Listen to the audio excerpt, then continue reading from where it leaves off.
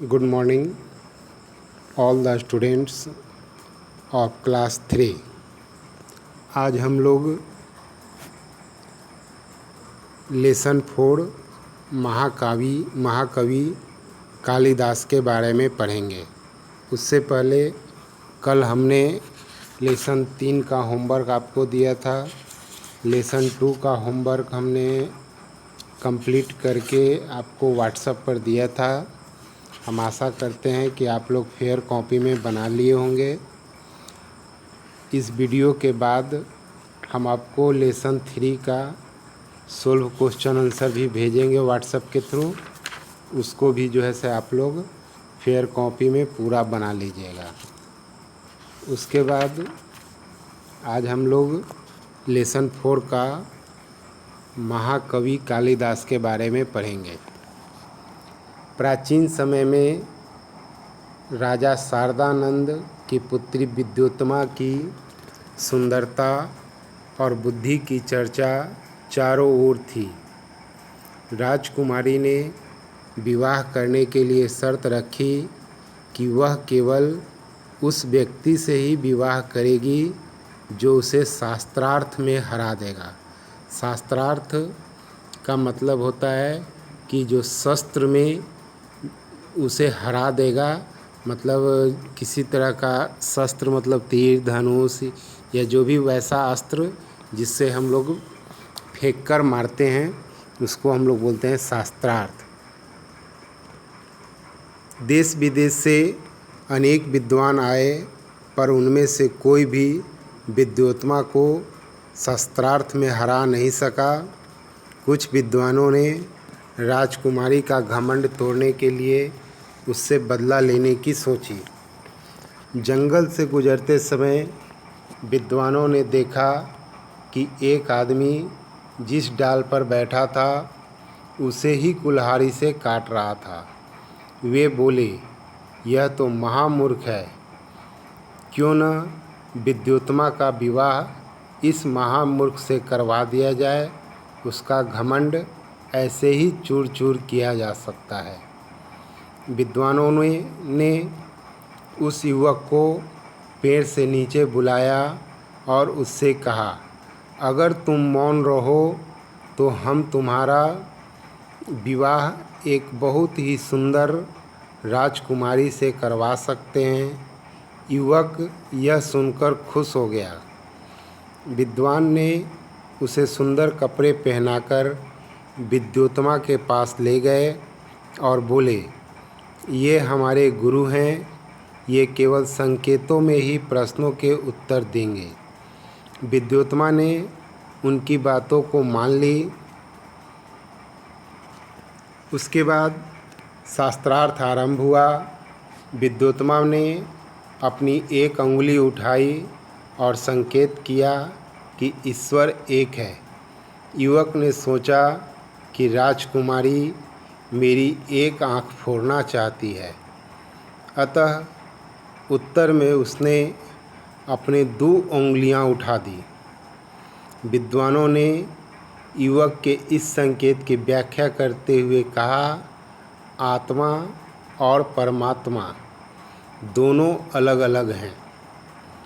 इस बार राजकुमारी ने अपनी 5 उंगलियां उठा दी और संकेत किया कि हमारा शरीर 5 तत्वों से मिलकर बना हुआ है और संसार में सबसे श्रेष्ठ है। यह देखकर युवक ने सोचा कि राजकुमारी मुझे थप्पड़ मारने की धमकी दे रही है। इसके उत्तर में उसने अपनी मुट्ठी बांधकर गुस्सा बनाया और ऊपर उठा दिया। विद्वानों ने युवक के इस संकेत की व्याख्या करते हुए कहा, आत्मा 5 तत्वों से भी श्रेष्ठ है। ऐसे उत्तर सुनकर विद्योत्तमा बहुत खुश हुई और उसने उस युवक से विवाह कर लिया। लेकिन विवाह के कुछ ही दिनों के बाद वह समझ गई कि यह विद्वान नहीं बल्कि महामूर्ख है। उसने कालिदास को महल से बाहर निकलवा दिया। विद्योत्तमा समझ गई कि उसका पति न तो गूंगा है, न ही बहरा है, न ही विद्वान है, बल्कि वह एक महामूर्ख व्यक्ति है। उसने उसे तुरंत महल से बाहर निकलवा दिया। इस बात पर कालिदास को बहुत दुख हुआ। उसने ज्ञान प्राप्त करने का निर्णय किया। अनेक वर्षों तक शिक्षा प्राप्त की और वे बहुत बड़े विद्वान बन गए। उसने कई प्रसिद्ध नाटकों की रचना की, जिसमें प्रमुख है अभिज्ञान शकुंतलम, मेघदूत आदि। अब कालिदास को लोग महाकवि कालिदास कहने लगे। विद्योत्तमा को जब इस बात का पता चला तो उसे अपने पति कालिदास से क्षमा मांगी। उज्जैनी के राजा विक्रमादित्य ने कालिदास को सम्मानित किया और अपने 9 रत्नों में सम्मिलित कर लिया। यहाँ पर यह चैप्टर, यह अध्याय समाप्त होता है।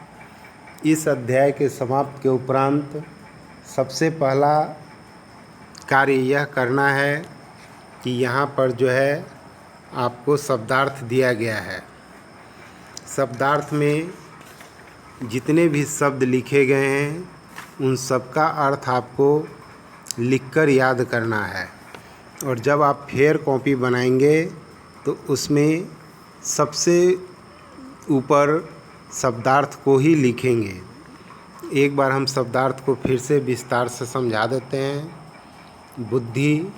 बुद्धि का मतलब होता है विचार करने की शक्ति। उसके बाद दूसरा है शस्त्रार्थ। शस्त्रार्थ का अर्थ होता है शास्त्र कथन पर वाद विवाद। संकेत का मतलब होता है इशारा। ज्ञान प्राप्त करना मतलब विद्या सीखना। सम्मानित करना मतलब मान देना, इज्जत देना। 9 रत्न का मतलब होता है 9 विद्वानों की एक मंडली, यानी कि 9 विद्वानों का एक समूह। उसके बाद है सम्मिलित करना, मतलब स्थान देना या मिला लेना। उसके बाद आगे बढ़ते हैं हम लोग। यहाँ पर अभ्यास एक्सरसाइज दिया गया है, जिसमें क में है मौखिक प्रश्न। मौखिक प्रश्न में आपको 3 क्वेश्चन हैं, 1, 2, 3। ये तीनों क्वेश्चन आपको एक वर्ड या 1 सेंटेंस में बनाना है।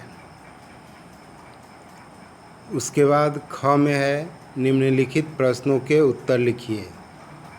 इसको भी हम लोग 1 सेंटेंस या 2 से 3 सेंटेंस में इसका उत्तर हम लोग लिखेंगे। उसके बाद ग है सही के सामने सही तथा गलत के सामने गलत का चिन्ह लगाएं। इसमें 5 क्वेश्चन है। ये पांचों क्वेश्चन आपको कॉपी पर लिख के पहले रफ कॉपी पर बनाइएगा। उसके बाद जब हम सोल्व करके देंगे तब उसको जो है से फेयर कॉपी पर बनाइएगा। यहाँ पर पांचों आपको बनाना है। उसके बाद फिल इन द ब्लैंक्स है घ में, उसको बनाना है। उसके बाद सही उत्तर पर सही का चिन्ह लगाइए, इसको भी बना लेना है। तो इस तरह से आप लोग का यह होमवर्क होगा। क, ख, ग, घ और अंग, ये सभी क्वेश्चन रफ कॉपी पर पहले बनाइएगा और उसके बाद प्रतिदिन शाम 4 से 6 के बीच आप लोग का ग्रुप जो है से खोला जाता है। उस ग्रुप पर अधिक से अधिक बच्चे बनाकर अपना फ़ोटो खींचकर ग्रुप में सेंड कीजिएगा। उसके बाद फिर हम नेक्स्ट डे जब आंसर देंगे तो उसको फेयर कॉपी में बना लीजिएगा साफ साफ। उसके बाद जब स्कूल खुलेगा तब सारे बच्चों की फेयर कॉपी चेक की जाएगी। धन्यवाद।